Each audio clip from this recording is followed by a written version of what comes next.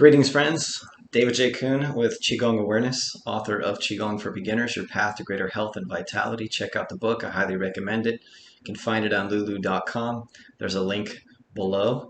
You can also find it on our website, etc., etc. It's also on Amazon. It's much more than a book about Qigong, and yet it brings us back to the practice of Qigong because to me, the practice of Qigong, along with the practices of martial art, the practices of meditation, they are practices that have to do with mastering your mind and mastering your body and mastering the moment, whatever your moment is.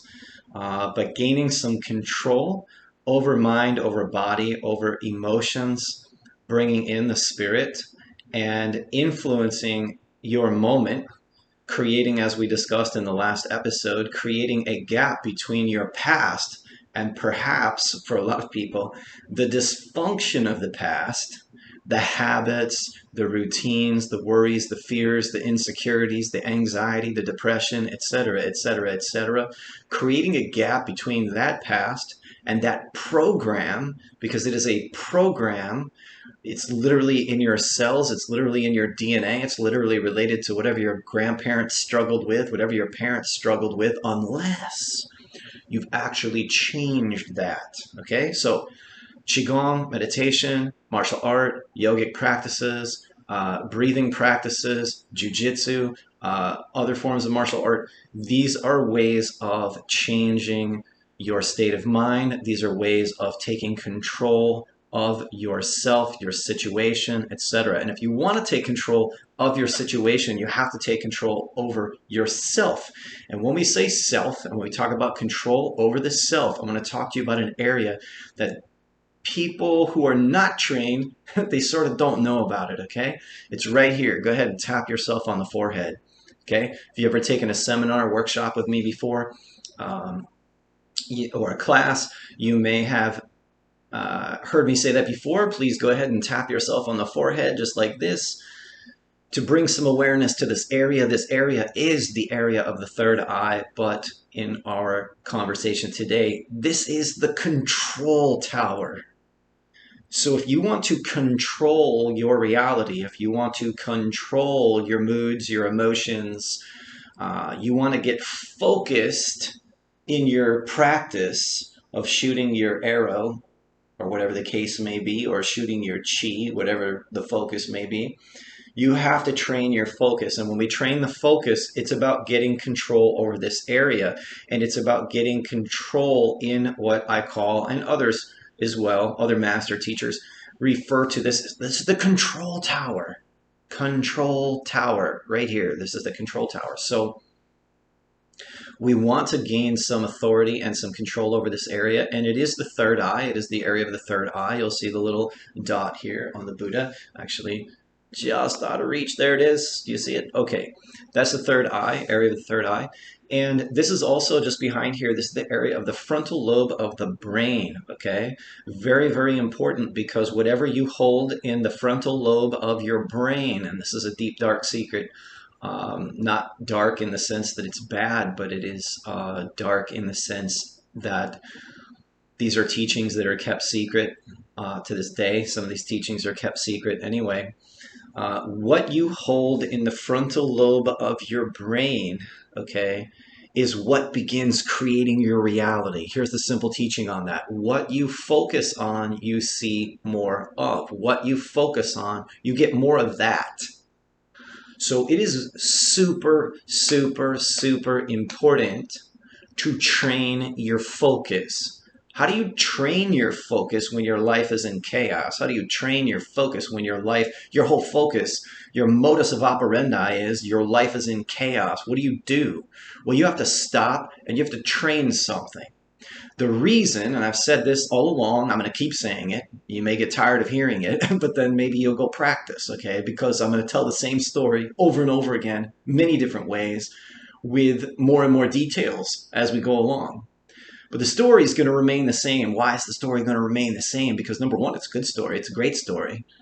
And there's a mastery involved. It's like when you walk into a martial arts school and there are white belts and then it goes all the way up to black belt. There's a reason that there is that progression. Like in our Qigong school, level 1 through level 5, there's a reason that there is that progression of kind of belt ranks or that kind of idea or levels of training, because there are things that need to be learned and there are things that need to be mastered.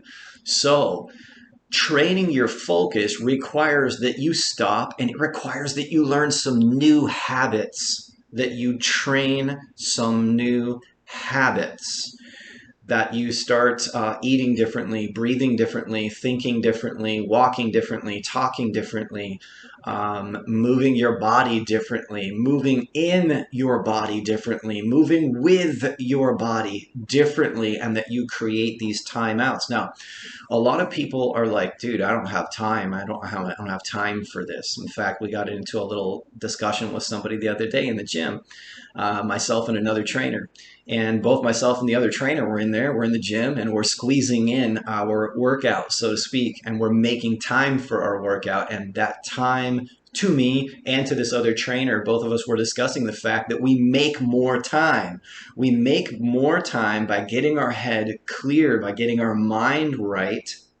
We make more time because our decisions are made from a place of power. What we then focus on, what we then create. Listen to what I just said there. What we create. When you're clear and you're conscious, you create. When you're just operating from habit and your modus of operandi is locked into the past, you're not creating. You're not creating. You're sort of rehashing yesterday. You're re-experiencing yesterday. That's Groundhog Day. So when you tell yourself you don't have enough time to train Qigong, you don't have enough time to get to a yoga class, you don't have enough time to train some physical fitness and get your mind clear and go out for a run, I just want to be very clear with you, you're BSing yourself. So if that's you, get over it. You're lying to yourself. Because the moment you go and you get clear, you are more powerful. You're playing chess as a metaphor, and your mind is clear. You make a power move. That power move may influence the next 60 years of your life. It may influence the next 6 minutes of your week. It may influence the next 6 months, whatever the case may be. But one move on the chessboard made powerfully changes the whole game. It changes the outcome. So you have to learn to manage your moments. Again, it's a great idea, the philosophy, power of now. I talked about it in the last few episodes here and there. We dabbled with that idea. But one of the things that is, again, different from some of what I do versus what I see some of the new age folks doing, again, no, not judging anybody, just a quick description of what I'm talking about. Some of the new age folks that have the philosophy, they have the talk, they have the words, they have the speech, but they don't necessarily have the doing, they don't have the action. So in Taoist practice and in Zen Buddhist practice, just traditionally speaking, those are sort of traditions where we train the qi. We train our mind, we train our breath, we train our movement, we train walk into the temple, walk out of the temple, sweep the floor, mop the floor, clean up after ourselves, very mindful, all of this kind of stuff. And then in the more, again, sort of Buddhist like traditions, you may have mindful walking, you may have some mantra, you may have some working with beads. You just may not have as much of the physical application, okay? But anyway, you should know me by now if you haven't. If you don't know me, it's the first time you've ever heard from me. Anyway, you can go back and listen to some of my other teachings and so on. I'm a very physical person, and I think that being physical is very important, regardless of if it's a little bit physical or it's a lot physical. Why? Because you live here. You should incorporate your body. I think personally, if you want the benefit, if you want to embody these ideas like deeper peace, or you want to heal your spine, like I have sat and listened to some high-level spiritual teachers. I even myself believe that they are high-level spiritual teachers, but I've literally listened to them talk about how they accept some sort of physical condition they have in their body, and it doesn't really bother them, and they don't really care about it. This reminds me very much of the stories that I've told you before that came out of the original Shaolin Temple, where the Buddhist monks were saying, I don't really care. It's a big skin bag. I don't really care. I'm just looking to go toward nirvana, and then I'm going to sort of find and experience a heaven within myself and then leave this sack of potatoes behind me.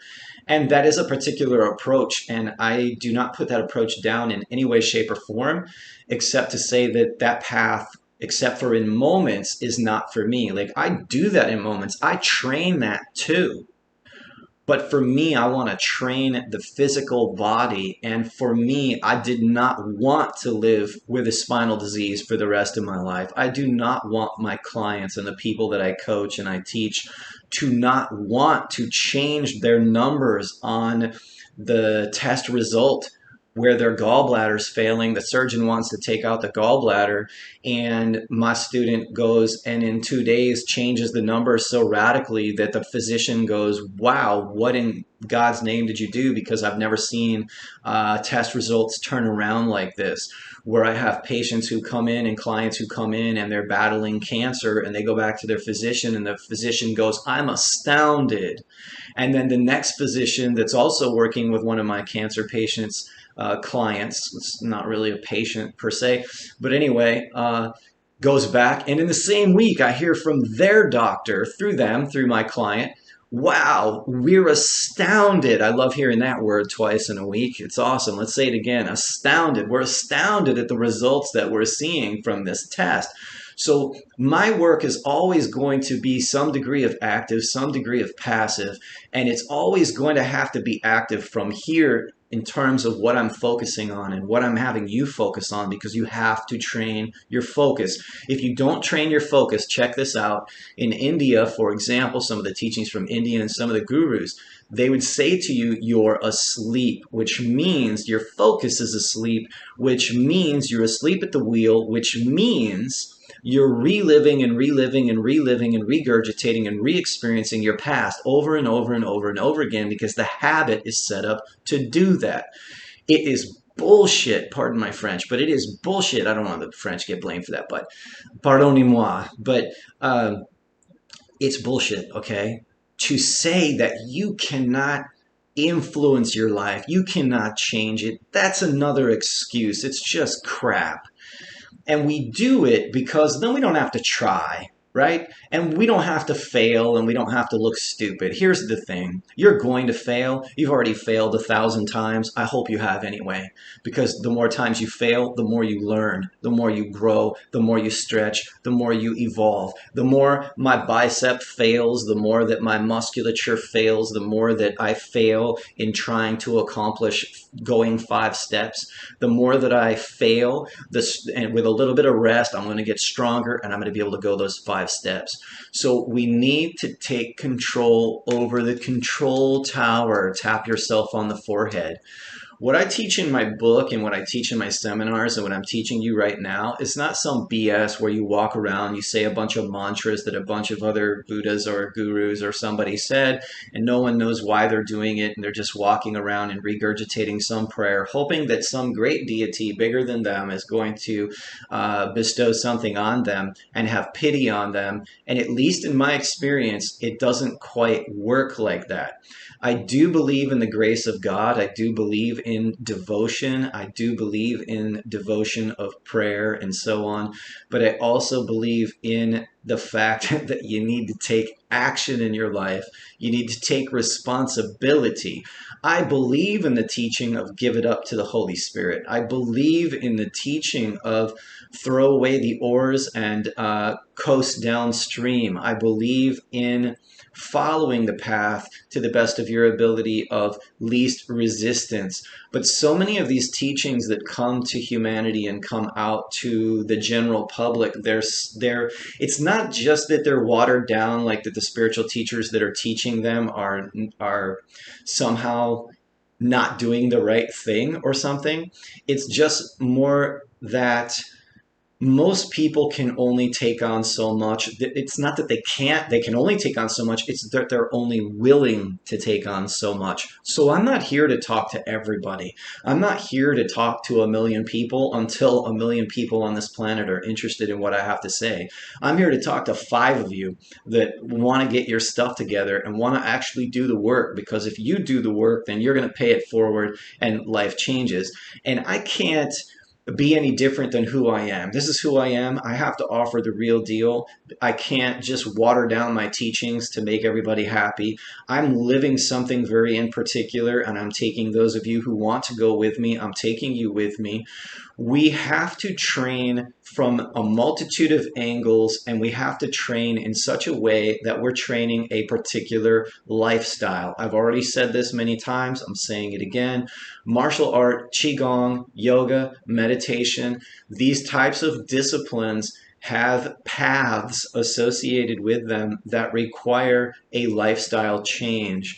And because they are lifestyle changes, and they are changes that involve new habits that are, maybe in the first year of practicing Qigong, you have 5 new habits. By the second year, you have 20 new habits. By the third year, you have 30 new habits.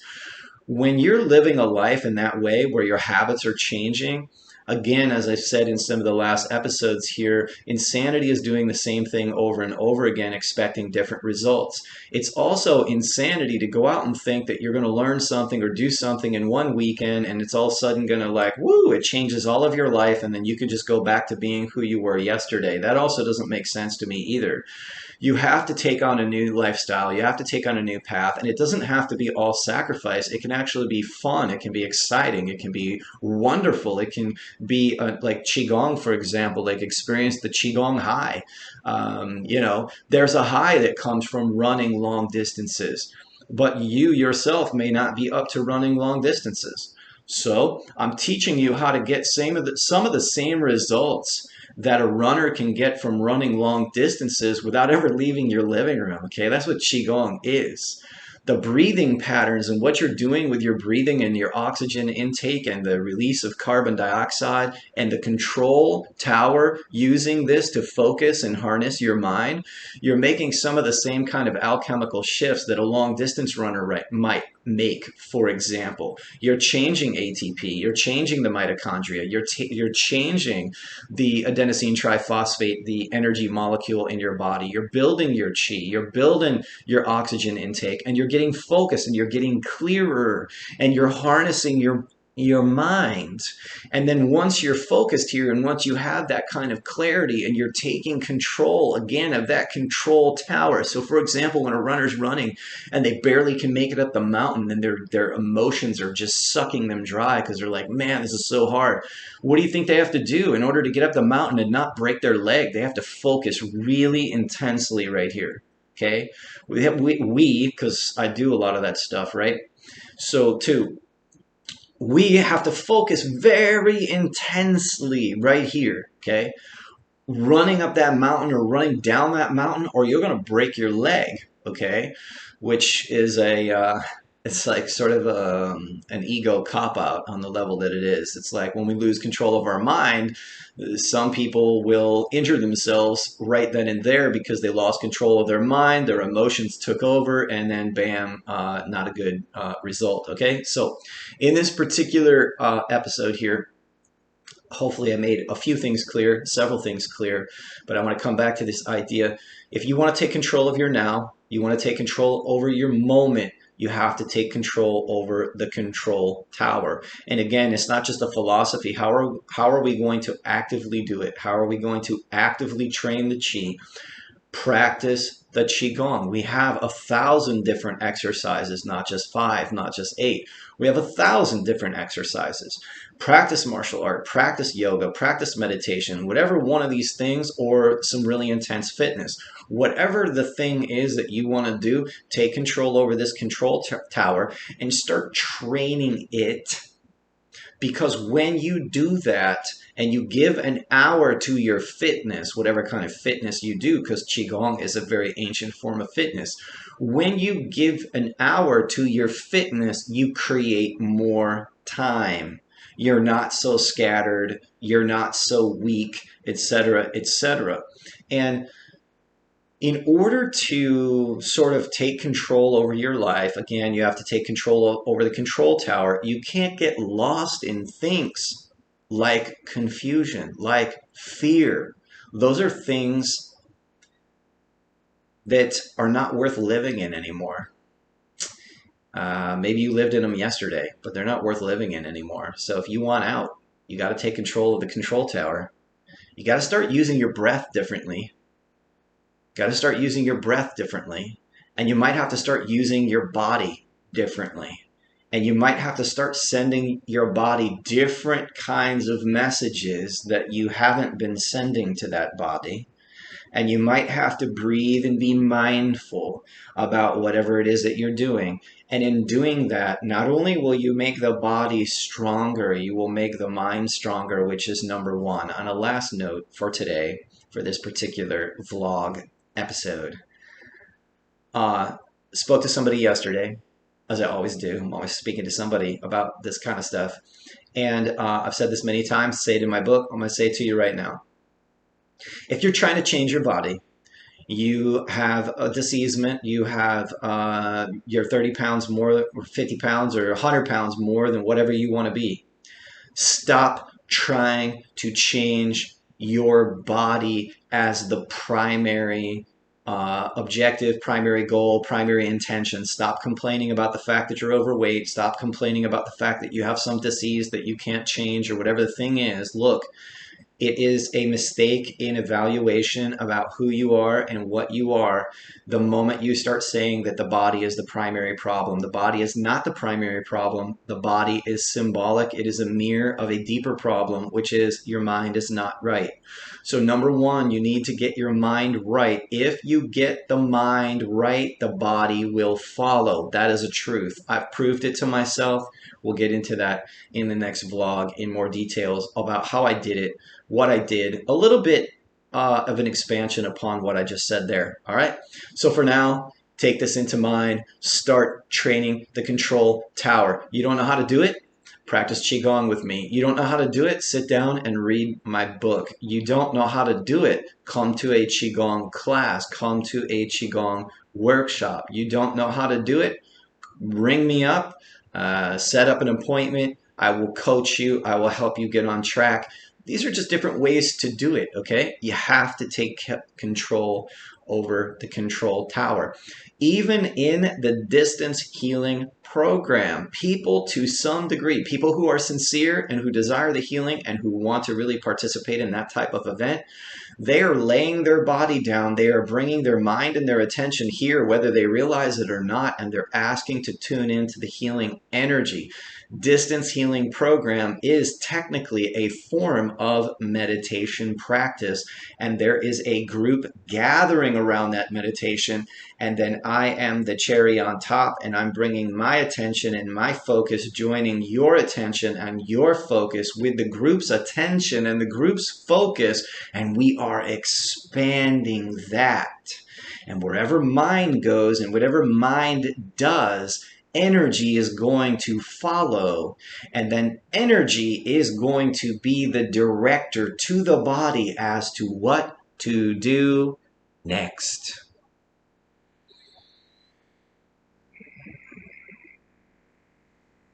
Thanks, everybody. Have a wonderful day.